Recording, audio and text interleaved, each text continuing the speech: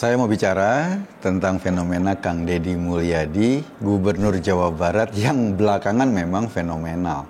Konten-kontennya di YouTube itu tersebar, orang mengapresiasi gebrakan-gebrakan Kang Deddy karena dianggap dia melakukan terobosan-terobosan untuk menerobos kebekuan yang biasanya itu ada di budaya korupsi, dan lain-lain. Dari dulu memang Kang Deddy adalah memanfaatkan media sosial untuk melakukan branding politik terhadap dirinya. Karena itu cukup berhasil, ada sentuhan emosi di situ. Sekarang ketika jadi Gubernur Jawa Barat, dia berhasil menerobos isu-isu sensitif dengan gebrakan-gebrakan yang luar biasa. Akhirnya dia mendapat simpati publik, bahkan sama seperti Anies misalnya yang dikenal dengan kelompok pendukung Anies anak Abah. Itu orang-orang sekarang menyebut Kang Deddy Mulyadi Bapak Aing. Jadi Aing itu sebutan saya dari Jawa Barat, Bapak saya. Ini modal politik buat Kang Deddy ke depan pasti. Dukungan publik seperti ini akan memberikan dia semacam dorongan untuk terus bekerja secara maksimal.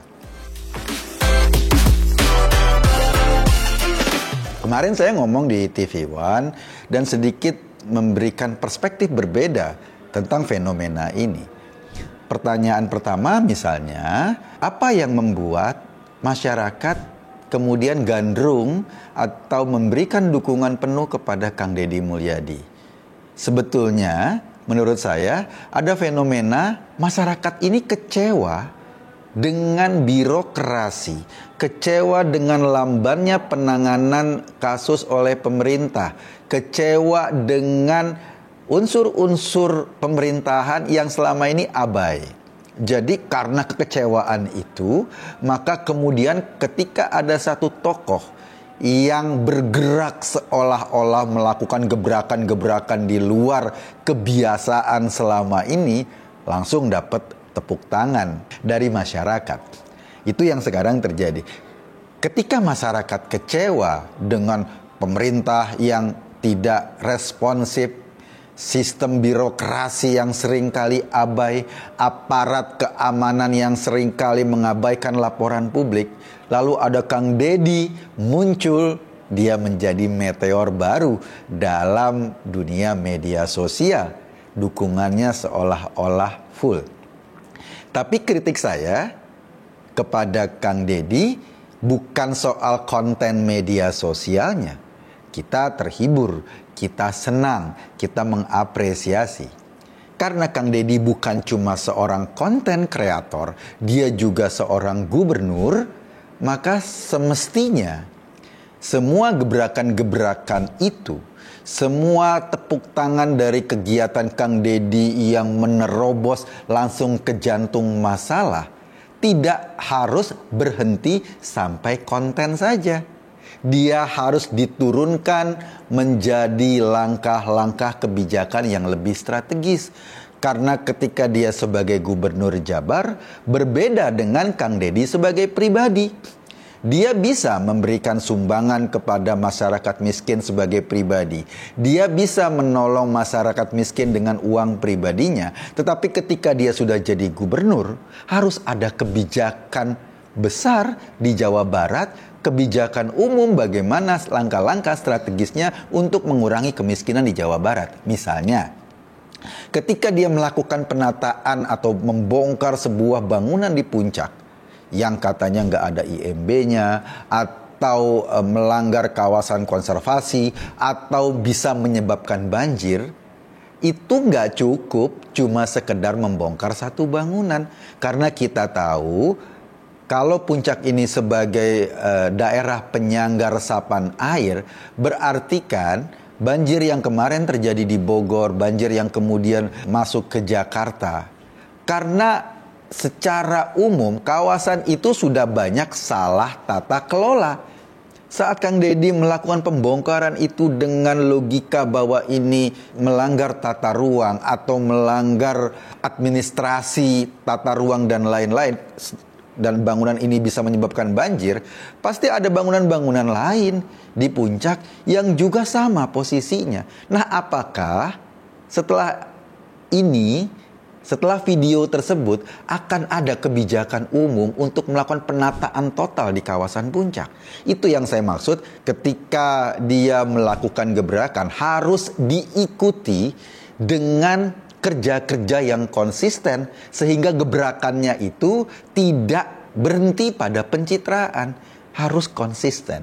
Itu salah satu yang ingin saya soroti. Ada lagi kebijakan yang kayaknya menarik, kayaknya seru ketika Kang Deddy misalnya memberikan pembebasan pajak kendaraan yang berhutang. Misalnya kalau saya warga Jawa Barat, saya punya kendaraan, saya belum bayar pajak selama 3 tahun, bayar pajak hari ini, maka hutang pajakmu 3 tahun itu dihapuskan. Jadi kita bayar pajak 1 tahun dengan konsekuensi atau dengan insentif utang pajak saya dihapuskan.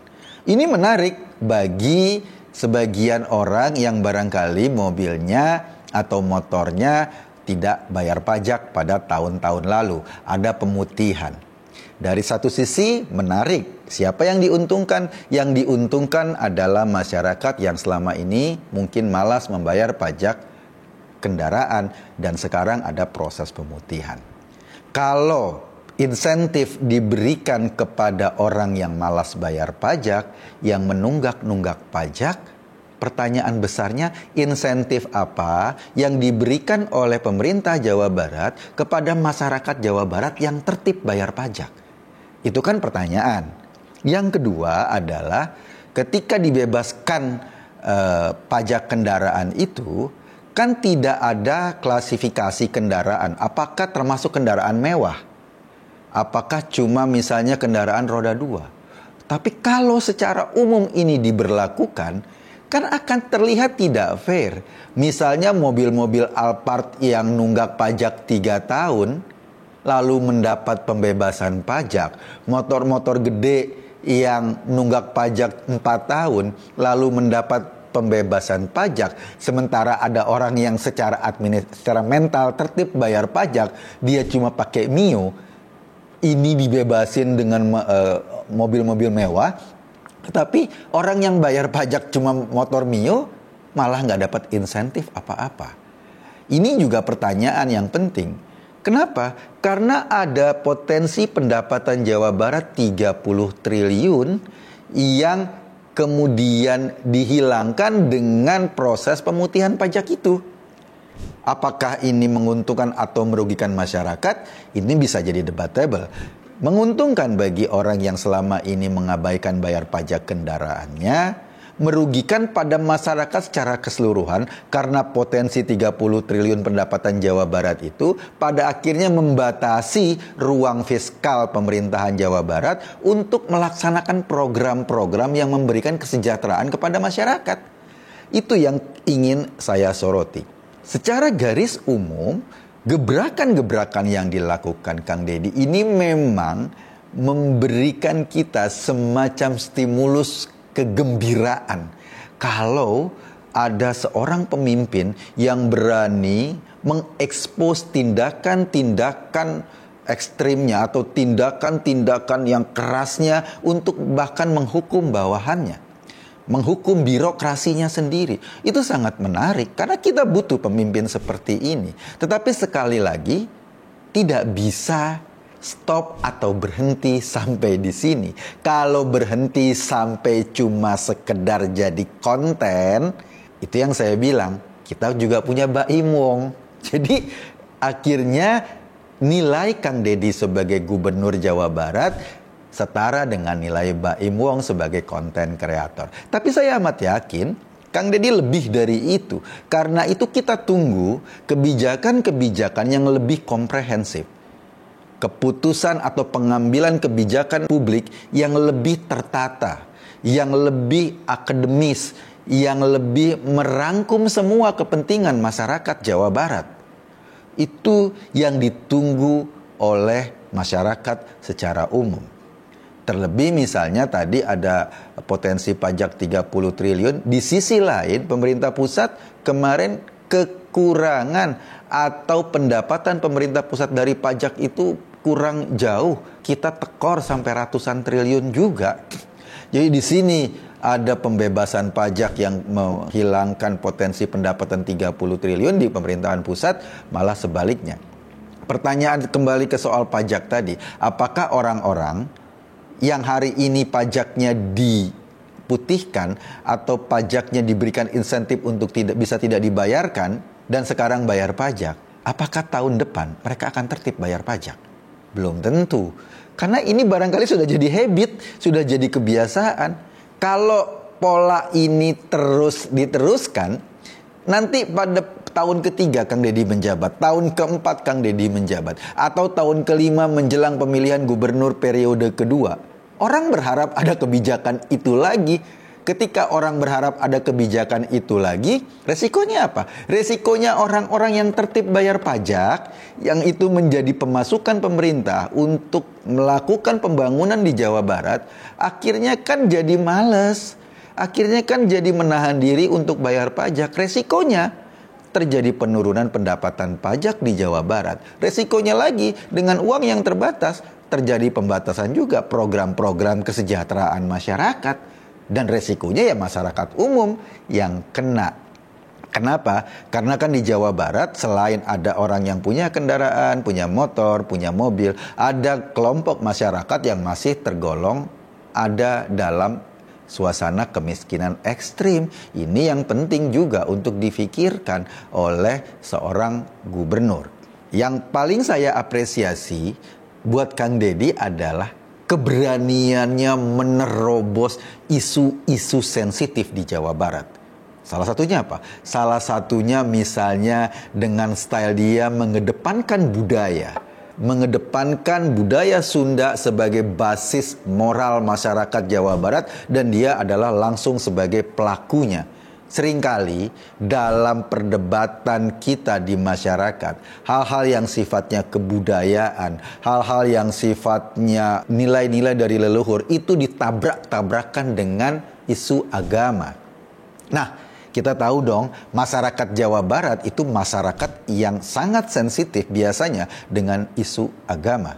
Sementara Kang Deddy menampilkan sebuah wacana baru, menampilkan sebuah pendekatan baru, pendekatan kebudayaan bagi masyarakat Jawa Barat. Dan yang luar biasa, justru mendapat applause, mendapat dukungan dari masyarakat Jawa Barat yang stereotipnya selama ini sangat sensitif dengan isu-isu agama. Ini merupakan kemajuan menurut saya. Artinya apa? Artinya politik agama atau agama sebagai basis politik yang selama ini menjadi ciri atau menjadi salah satu kekuatan masyarakat di Jawa Barat itu bisa digeser menjadi kecintaan pada budaya. Itu salah satu yang penting diapresiasi menurut saya. Kenapa? Karena dengan begitu agama ditarik ke ruang private dan hal-hal yang bersifat politik, hal-hal yang bersifat sosial itu lebih pada nuansa-nuansa kebudayaan. Dan bagi saya ini adalah nilai positif yang luar biasa buat Kang Deddy. Saya nggak tahu ke depan langkah-langkah apa lagi yang akan dilakukan oleh Kang Deddy, tetapi kita berharaplah, please jangan berhenti pada konten YouTube. Jangan berhenti pada gebrakan-gebrakan yang menghebohkan. Kita butuh kerja-kerja teknokratis yang terukur, yang mencakup semua masyarakat. Kita butuh langkah-langkah konkret yang bisa mendorong kehidupan masyarakat Jawa Barat jadi jauh lebih maju. Kita butuh itu dari seorang gubernur. Kalaupun kita juga butuh hiburan, seperti ketika kita nonton konten-kontennya Mbak Im Wong. Saya Kak Gun tadi, masuk Pak Eko. Terima kasih.